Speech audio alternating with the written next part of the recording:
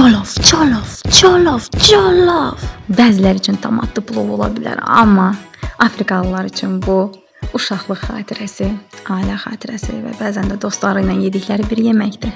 Nigeriya colofumu, Qana colofumu, Kongo colofumu, Senegal colofumu.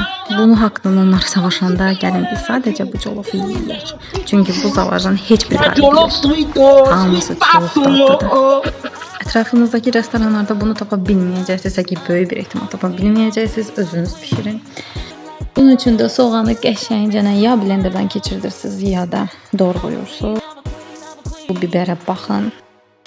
Şirin olanından alın, çünki bu daha dadlı olur. O birisilərdən almayın. Pomidorla bunu da blenderdan keçirdirik və fidan həmişəki kimi blendera yaxşı bağlanmamışam.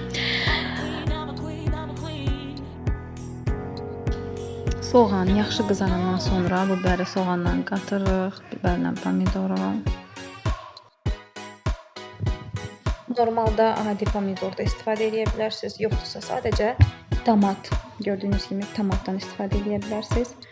Yəni ancaq tomatla bu yeməyi tomat, soğan və düyü ilə yemək olar, əgər pomidor yoxdursa ya da bu biberdən yoxdursa. Düyünü başqa bir qazanda bişiririk. Çox az duz və çox az yağla. Çünki sos çox dadlı olacaq. Yəni onu balanslamaq üçün. Burada da Galina Blanca istifadə edirik. İstifadə eləmirsinizsə eyni dadı ala bilməyəcəksiniz. Yarım hazır olan düyünü bu sosla qarışdırırıq. Təxmini 20 dəqiqə bişir birlikdə. Düyü tamamilə hazır olsa, əgər sosla birləşəndə xəşil olacaq. Ona görə yarım hazır olmalıdır.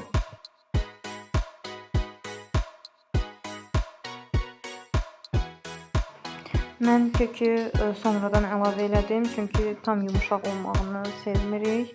Öncədən sosla da qarışdıra bilərsiniz. Oh my god. What a dose. This is a real joke. Plovumuz hazırdır. Mən əvvəllər colof bişirəndə həmişə xəşil kimi olurdu ya da yanırdı. Nəsə bir şey çıxırdı. Bu dəfə çox qəşəng bişirmişəm.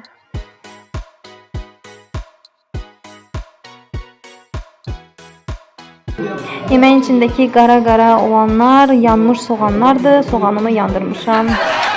Okay, no problem. Amma dadlıdır.